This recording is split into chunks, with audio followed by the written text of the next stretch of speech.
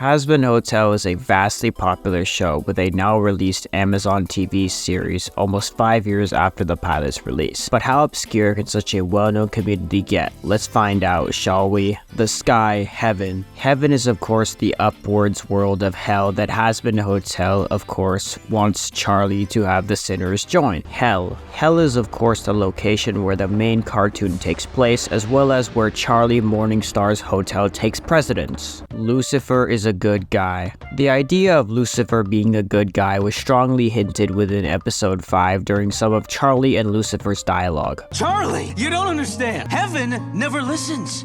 They didn't listen to me, they won't listen to you. Overall, it's a pretty solid outlook, and while it has been criticized by other reviews for being rushed, but by the end of the song, they've resolved all of their issues and Lucifer agrees to help with her plan. Now, this is an issue I haven't really talked about much, but it's present in almost every episode, and it's that the pacing in this show can be really weird sometimes. Like, they make it seem like Charlie was straight up abandoned by her father. He was never there for her since childhood, and she's clearly very resentful towards him because of it. And Lucifer is hesitant to support his daughter because he sees himself in her and is worried that her dreams will get her hurt. But then one 3-minute duet later and all of these problems are totally solved. Like, dude, give us some time. At least let her question it a little bit instead of blindly trusting the person that has let her down so many times. Like, it generally does stand up rather highly and will be an interesting to see how it plays out within season 2. Overlords. The world of Hazbin Hotel has a vast amount of overlord presence, shown by the fact that not only is the main hotel accompanied by the leader of Lucifer, Hell's own daughter, but it's also accompanied by an overlord, being Alastor. Hazbin and Helluva are in the same universe. This theory comes from the vast amount of Easter eggs within Helluva Boss that openly show factors of Hazbin Hotel being showcased within the episodes. Overall,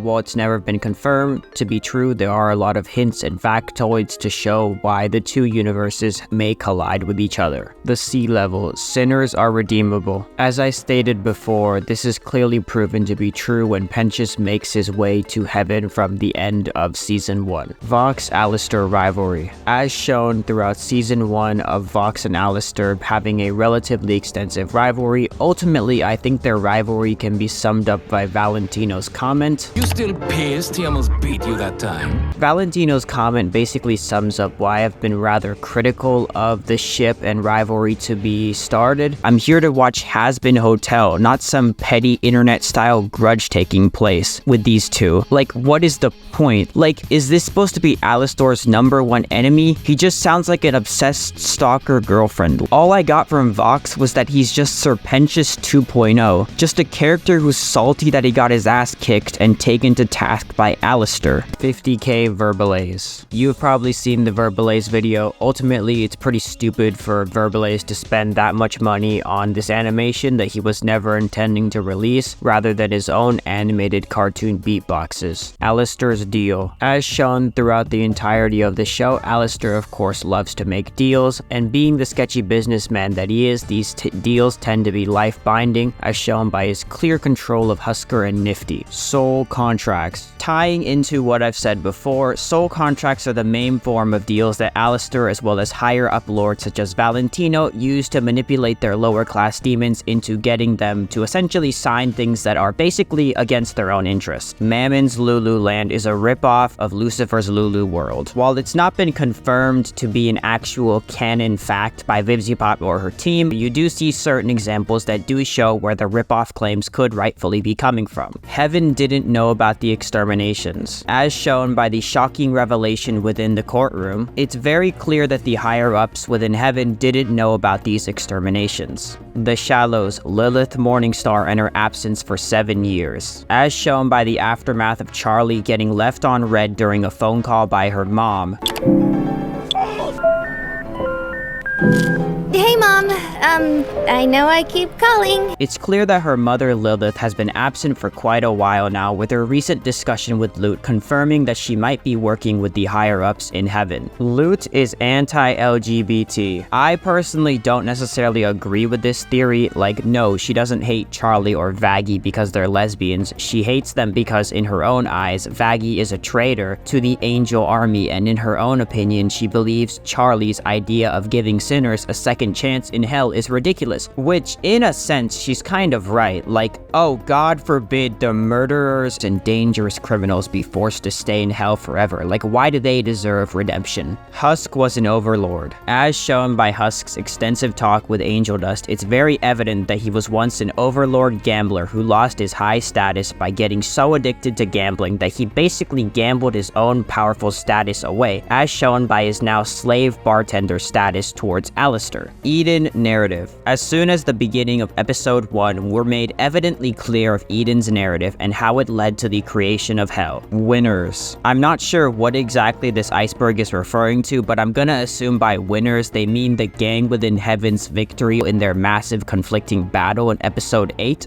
God is seemingly missing. Despite Hazbin Hotel playing heavily on the ideals of heaven and hell, it seems that God or some form of Jesus is missing from this show, which personally comes across as rather strange, especially when Satan is proven to be existing as well. The Deep, Saint Peter. Saint Peter is of course the main person who of course allows Charlie and Vaggie to enter the gates of heaven themselves, as well as is also the main starter of the Welcome to Heaven song. Valentino sexually exploits his workers. Being that Valentino is a pimp, he of course takes advantage of his underlings within the workplace, with of course episode 4 highlighting the fact of the matter being that Angel Dust is currently trapped by Valentino against his own will, and throughout the later episodes we see Angel Dust progressively take a stand against Valentino's cruel behavior for the betterment and safety of others. Hazbin Hotel, episode 4, Controversy. Being that I've just discussed Valentino, it will be ridiculous to not cover this situation right after. Ultimately, the controversy within this episode stems from an artist who essentially worked on episode 4, having drawn inappropriate art that ships Valentino and Angel Dust, and ultimately, while from a personal standpoint, I wouldn't have hired Raph. I'm not gonna say that Raphael should be fired or deplatformed from his job. I do not agree with the idea of deplatforming or cancel culture like that. If someone has truly done something criminal, getting them to face the actual law in prison time beats any quote-unquote cancellation attempt you can perform. And again, we all know if anyone were to try and report Raph's art to the police, they would get laughed the fuck out of the station. And overall, again, while you can disagree with VivziePop's stance, her defense is pretty much correct. Like, how exactly does the art this man makes on his own X profile have any effect on a corporate piece of media managed by VivziePop, Amazon Prime, multiple team members, writers, and artists? These people do understand that if Raph unironically made pro-essay work for the show, Viv, Amazon Prime, and every other staff member would put a stop to it or speak out about it. Like, have these people never worked in the art industry or workforce? Like, what do you think happens when someone does something inappropriate in the workplace? They get fucking reported. Raph didn't get reported because at the workplace, he didn't do anything inappropriate or wrong. He simply did what VivziePop told him to do in a responsible and timely manner. Again, all VivziePop quite literally said is basically, I don't care what you post on your social media. If you're able to do the tasks that I order you to do at work properly, then we're all good. Ah yes, God forbid VivziePop openly say that she won't fire you for social media posts you make. Yeah guys, it's called Free Speech 101. And not only that, but some of the statements that people have made about VivziePop's defense of Raphael have been ignorant and disgusting. The fact she tried to justify the staff members' inclusion by saying they're an SA survivor only for it to turn out that wasn't the case. Her defense of this person hasn't been great. Her provably false claims that...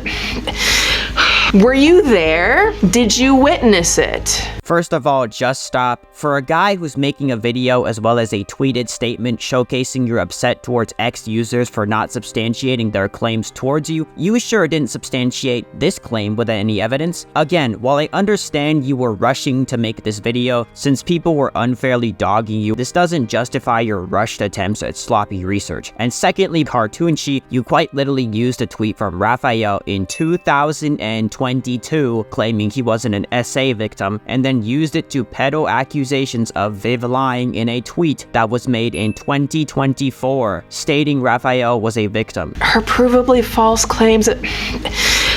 Were you there? Did you witness it? Do I really need to explain that during that time of coming out from 2022 to 2024, Raphael could have possibly been SA during that period? Here is a single statement of fact. You were not there, and it's none of your fucking business. And again, that tweet doesn't exactly prove much. Like, there are many reasons why Raphael could have not said he was an SA victim at that time, such as embarrassment, fear, or not being ready to have it known towards others out there on the internet sphere. Silence can be or feel like a form of survival. There is no shame if you don't. You do whatever you need to find your healing because you deserve to heal. Poison controversy. Much like the previous controversy as stated above, the poison controversy very much has to do with the public's upset with the way that the Poison music video showcased some of its factors, with the contrasting joyful dancing between the dark and disturbing off-camera and shadowed scenes, showcasing this horrifying mistreatment from Valentino towards Angel Dust, which again, the outrage is this is ridiculous. Like, yeah, no shit it's portrayed that way. That's how abusive relationships actually work in front of everybody and the general public. It's portrayed as nice and heartwarming towards people on the outside, but when it's behind closed doors, that's when the truthful horror of the relationship comes to light, as shown by how Valentino's truthful manipulative nature comes to light when their camera filming of the music video is off screen, as clearly represented by the evident shadow being showcased over the scenes where Valentino showcases his truthful manipulative nature. This is the type of lifestyle people in these situations actually live, and the whole point is that Angel doesn't actually enjoy any of this. He's just doing what he has to do to survive. You see him put a character on at the very beginning just so he can even survive the shoot, and how at the very end this character breaks down and we see his real feelings. This behavior is self-destructive. The lyrics of the song literally spell it out. Like, this is Tyler Perry standard level writing. Man, so you're family.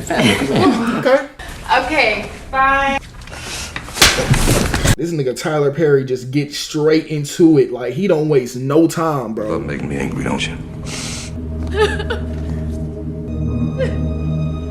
Loser baby controversy. Again, like what I said before about the previous controversy, most of the upset surrounding it comes from Husker trying to quote-unquote equate his situation with Angel Dust, which he's not. He's simply telling Angel Dust that if he simply acknowledges that he's at the bottom, then he can't be messed with, which again is absolutely right. Like, the #1 tactic that manipulators will use is putting you down in the essential method of baiting you to bite the hook or take their words to heart. If you don't give them an upset reaction and simply agree with what they say, then their main tactic is useless, because then they don't have that manipulative power against you to make you do things you don't like. Additionally, him also trying to tell Angel Dust that he's not alone is simply Husker telling him, hey, you may be at rock bottom, but I'll be with you to support you. That's basically it. This is followed by a musical number in which he calls Angel a loser, accusing him of being at rock bottom and taking pity on him. He mentions how he had felt alone in his trauma, like no one could relate to him, but he learned that by letting his walls down and talking about it, he wasn't alone. Angel reluctantly joins in by sharing some of his own trauma, and in doing so, Husk begins to sing about how they're both losers, and that's okay. This song is a statement of the importance of camaraderie between two broken people. At this point, as Husk says, Angel is feeling totally hopeless, backed into a corner, unable to face the world sober, and there's nothing he can do about it. And Husk calls him a loser as a way to show that unfortunately all of that is true. He's not willing to lie to Angel and tell him that he'll be okay and everything is fine, because it's not. If people who are collectively at rock bottom ally with each other and join up in power, then they have the ability to overcome their oppressors together. Which is harsh, but it's the truth. But then Husk mentions how in the past he felt alone facing his own trauma, like no one else understood what he was facing. But after letting his walls down and opening up, he realized that there were others who understood the way he felt, and he found comfort in that. So when he says that Angel Dust isn't unique for selling his soul to a psychopath, he's not invalidating him, he's embracing him. He did the same thing. He sold his soul to a psychopath. By admitting to being a loser, he's letting those metaphorical walls down, acknowledging the reality of the situation. He's at rock bottom and there's nothing he can do about it. So at the very least, he can find a companion in someone else like him. Even though they've taken very different paths in life that led them to this point, and their trauma is different, and you could even argue that Angel's trauma was worse than Husk's, but at the end of the day, they ended up in the same place, stuck, suffering, and broken. But Husk has realized that if they stick together, maybe it won't be as bad. Angel finally realizes what Husk is getting at and begins to let his own walls down, acknowledging that he's a loser, but at least he's not alone. As the song continues, it becomes a duet, and they acknowledge the things that led them to this point, but continue to be hopeful of the future. They're losers, but if they have each other as support, maybe one day they won't be. It ends with Husk saying to embrace who you are and cut yourself some slack. And this isn't even a revolutionary concept. Kids' movies have been recreating this concept decades before this show came out. I'm big and you're small. We're all small, but together we're big. Ah, no! Don't hurt me! This is pretty standard writing from VivziePop. She should not have to spell it out for you in textbook format. No one knows what gets someone into heaven or hell. This is of course in reference to the conundrum surrounding Angel Dust, where Charlie and Vaggie pressed the Heaven Council about their unknowing of how someone gets into heaven, as well as what qualifies them into the upper world to begin with. Lilith is in heaven. Again, as shown by the hinted reveal with Lilith being talked to by Lute, it's very clear that Lilith is in heaven. Where does Alastor source his power come from? This dilemma comes from the fact being that while it could be summed up by Alastor getting most of his power from his staff, it's also evidently showcased within the end of episode 8 during his song cover that he might have a more sinister method of power within him as well. Biblically accurate angels in Hazbin. While I'm not a big Bible reader, when you compare some of its reading and transcripts to Hazbin's angelic designs, you do see some rather impressive accuracy between the two presentations, which makes it even more strange that there isn't a form of God within Hazbin Hotel's universe. The deeper, Alastor Sold is sold to Lilith. This theory, of course, comes from Alastor's irk with Usker's comment, heavily implying that he may be under the leash or influence of another higher-up in heaven. Adam's deal with Lilith. Obviously, being that it's evident that Lute, who is Adam's underling, is seen talking to Lilith, it can be evident that Lilith and him likely made a deal before his death in episode 8. Lucifer hit it off with Eve. Again, I'm not sure why this one is super deep within the Iceberg when it's openly made clear that this is true within the introduction of episode 1. Lucifer greenlighted the Exterminations. This theory more so comes from the fact being that Lucifer is essentially trying his utmost best to demotivate Charlie into conducting the hotel, as well as actions of what he's doing within it. God had Sir Pentinous spawn right in front of Sera to teach her a lesson. While this theory could be probable, I personally don't necessarily chalk it up as likely, especially being that there's never been a confirmed sighting of God throughout the entirety of the show to begin with. 7 heavenly virtues. Again, the concept of 7 heavenly virtues is of course held in contention, as well as challenged within the court of heaven by Charlie, as well as what starts in the next song number within the show. Hazbin and Helluva were originally a spin-off of a series called Zoophobia. While it hasn't been confirmed by VivziePop that this is true, there are some correlations that one can make between the 3 cartoons that can help one understand where the claim exactly comes from. KenDraws Situation. This essential controversy comes from essentially KenDraws basically drawing a prototype version of Cherry Bomb. Viv asked permission from Ken to draw like a reference sheet for it in her final reference. Ken said yes. VivziePop then promised to credit him, but again, she made a mistake and a slip up, essentially forgetting to credit Ken within the Patreon post, which again, that is a mistake on her end, and she should apologize to Ken and fix that issue, which again, could have easily been solved if they just talked each other out. The arguments from Ken regarding the lack of writing credit are honestly petty and embarrassing. Like, bro, you still were credited in the pilot. The claim regarding about not being credited on the wiki is also silly. Again, the wiki is not managed by VivziePop and leaks frequently happen. As you can show within the screenshots, there are clear examples of a person that isn't VivziePop leaking it onto the server. When it comes to Ken's claim regarding the trace of Cherry Bomb, again, when you look at the 2 drawings, while there is some reference, again, it's clearly different given the pose and the way the character's oriented. Again, Ken, if there was an issue, should have just told Vivzie, hey, I'm not comfortable with you referencing it so much to a T, and Vivzie would essentially have said, okay, alright, I won't,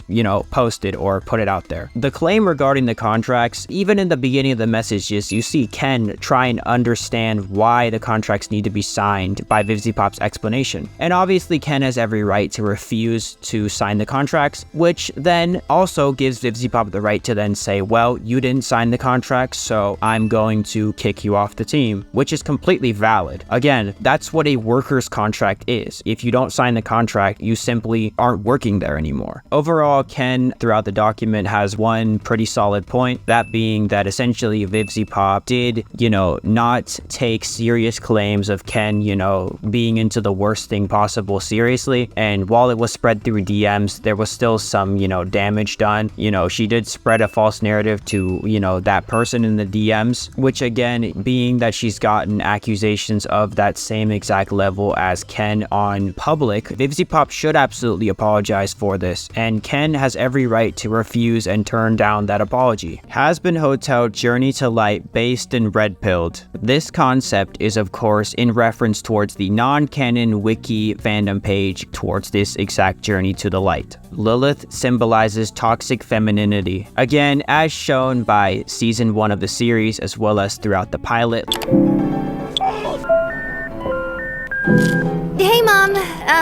I know I keep calling. Lilith is shown to be a rather neglectful mother, which does of course open up a clear sense of toxic femininity, as well as another reason as to why Charlie and her dad have such a divided history together. The trenches. Alastor sold his soul to Rue. Again, as shown by Alastor's clear upset with Husker's comment in episode 5, this does open up the possibility that Alastor could have possibly been given up both his freedom as well as livelihood to have Rue in order to have eternal power and permanent dominance. Eve is Charlie's real mother. This conspiracy, of course, stems from the introduction of the series as well as hidden references to Charlie getting taken away from Lucifer as a young child. Someone will collect the bodies of the dead exorcists to create a super weapon. This theory, of course, comes from Velvet's cockiness of showcasing a dead body during episode 4's meeting, as well as could potentially be a theoretical plan for the season 2 episode release, which of course would be a perfect time for the V's to strike. Zestial is Pharaoh from the Bible. The Pharaoh from the Bible is, as the name states, is an Egyptian king from the first dynasty that existed during the annexation of Egypt by Roman 30 BCE. While Zestial's designs look more or less spider-like rather than Egyptian pharaoh-like, the possible correlation between the two of them could explain why Zestial garners so much fear amongst the general Hell population. Cleopatra Cameo. Being that there's been a Cleopatra cameo within the series, this only has increased the likeliness of Zestial potentially being a alleged pharaoh from the Bible. Rue is short for root of all evil. Rue is a demon character that's only ever been featured throughout VivziePop's artwork and comics, but is also an upcoming character for Hazbin Hotel. Again, not too much is known about the character, but the theory of Rue being the root of all evil comes from a reply tweet of VivziePop stating how Rue is a looming threat in the distance, possibly hinting towards her being a future villain antagonist. War in Heaven. Obviously, this theory of the war in heaven not only comes from the massive debate in episode 6 about what qualifies a demon to fully redeem themselves, but also from heaven's frequent invasion and extermination of the hell kind. Rue is the silhouette of the dark being we see in the opening cinematic. While this has never been confirmed by VivziePop or her team, when you look at the design surrounding Rue and her team, there could be some theoretical correlations between the character's design and the opening cinematic of the pilot. Dualism cosmology in the Helluva verse. Dualism cosmology is a moral or spiritual belief that two fundamental concepts exist which often oppose each other. Both Hazbin Hotel and Helluva Boss's universes are vastly differing and contrast each other, given that they each display a different social class and hierarchy within their main protagonist characters, henceforth strongly proving the existence of dualism cosmology. The darkness. Alastor sold his soul to God. Being that Alastor is of course a vastly powerful demon, one of the main questions and theories that's risen generally comes from the question being how exactly Alastor got these said powers to begin with many pondering it to be risen from his possible placating towards God. However, being that God has never been confirmed to be existing within this series, this theory still remains on the rather questionable side of things. Adina is the silhouette of the light being we see in the opening cinematic. Adina is one of the main antagonists alongside Vox and Ru in the Hazbin Hotel Journey to the Light series. Again, this theory solely comes from the vastly look-alike comparisons between her and the designs in the Journey to the Light series versus the designs that we see in the opening cinematic of the Hazbin Hotel series. Ru is the Quilafothic Tree of Death. As stated by the name of the Quilafothic Tree of Death, it's considered a shadow side of the Tree of Life in Kabbalah. This idea of Ru being a symbolistic version of the Tree of Death strongly comes from the concept of her comic art, relying heavily on resembling the design and makeup of the Kabbalah Tree of Death. Ru is short for Ruha of Mandaic Beliefs. The elder angels are the subservient emanation and Uthras of Hayyi Rabbi. In Mandaism, Ruha is the queen of the world of darkness. With the factoid setup in mind, it's understandable with both the hype of Vivzipop hyping up the importance of Ru being a future villain antagonist on X, as well as the concept of Ru being a complex and ambivalent figure, typically depicted as a rebellious entity tied to the material world, as seen as a place of corruption and distance in the divine. When you look at both the designs of Ruha as well as Vivzipop's tweet consistently hyping Ru as a character, it's very likely a correlation to make of her character being a representation of this ideology. Being that she's going to cause a lot of chaos within the future of the Hazbin series, she's going to have a lot of higher-ups such as elder angels that are going to want to stop her chaotic behavior, henceforth their theoretical ties to subservient emanation and Uthras of Hayyi Rabbi, since their main dedication is to stop Ruha, who is the exact opposite of everything that they stand for. The final apocalyptic war between heaven and hell. This theory, of course, more or less saved for the possible predictions regarding the release of Season 2, which of course will be interesting to see how intense this final apocalyptic war will be, especially with the death of Adam and kneecapping of Alastor at the end of Season 1. Heaven did nothing wrong. Overall, this ideology and belief results from the idea being that heaven doesn't feel bad for the exterminations on the Hellspawn, as well as permanent banishment of their kind from the heaven realm, which while on paper does make sense given that again most of the people who go to hell are there solely because they're either heinous acts of violence or crime that they've done towards or as a result of this repeated bad behavior, and their refusal to improve themselves even on their deathbed.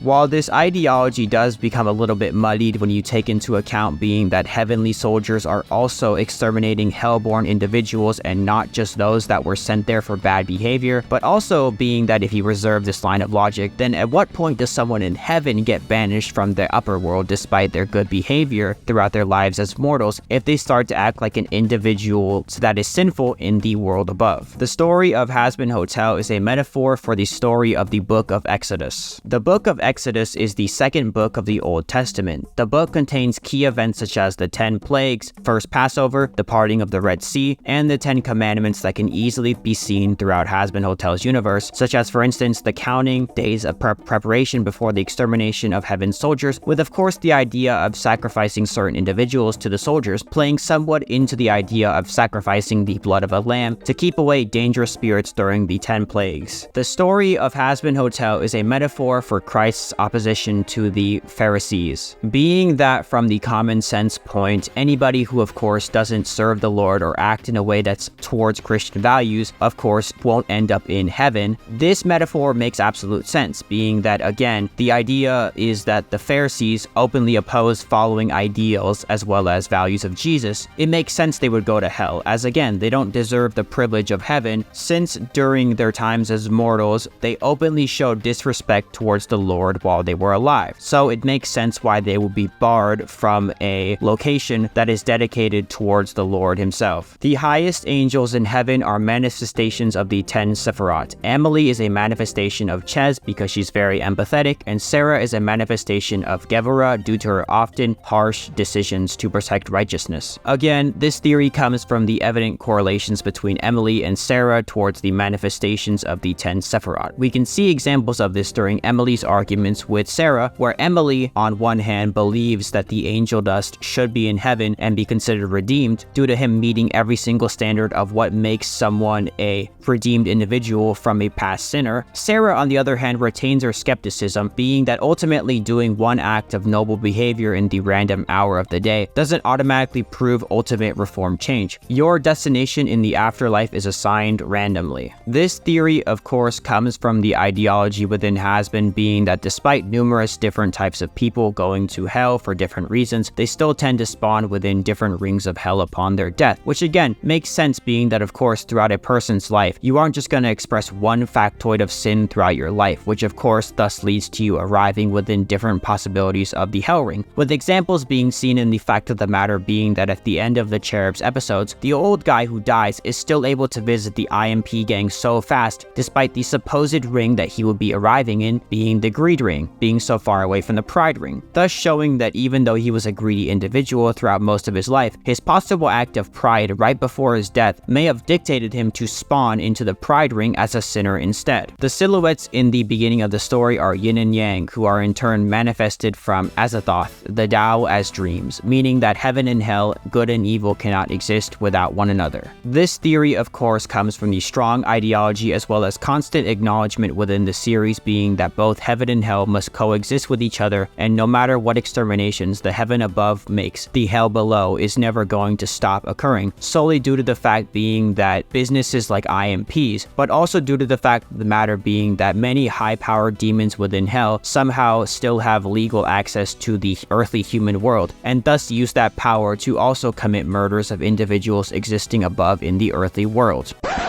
What the fuck? Okay, whoever wrote this Iceberg, why the hell did you make your entries like paragraphs long? Can y'all seriously not make them just one sentence? I'm just gonna pause it on the screen and y'all can read it yourselves and then get back to the video. This theory of course stems from the correlation of the statement that Gnostic cosmology makes in comparison towards episode 1's claim of Lucifer after being rejected by the other elder angels, making his own underworld of hell to regain the power that he lost from higher up elder angels, by being in full-fronted command of other lower life individuals in his own hierarchy. Overall, this theory claiming the idea of Sabaoth trying to convince Charlie Morningstar to attempt to lead the sinners of hell, but to Gnosis with Monad rather than heaven, is evident in not just the disavowalment of Charlie's hotel goals by Lucifer. Yes, sir. What'd I tell you? Charlie. Sinners are violent psychopaths, hell-bent on causing as much pain and destruction as they can. There's really no point. But also being that Lucifer only stopped himself from finishing the final killing blow towards Adam when Charlie requested he does so. You're in my house, bitch! Whoa, Dad. He's had enough.